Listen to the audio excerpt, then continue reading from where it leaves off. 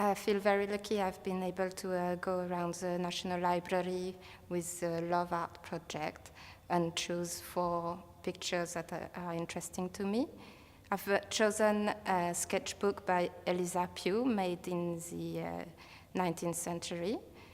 I've chosen a collection of pictures by the Welsh primitive artist, which depicts the Aberystwyth area.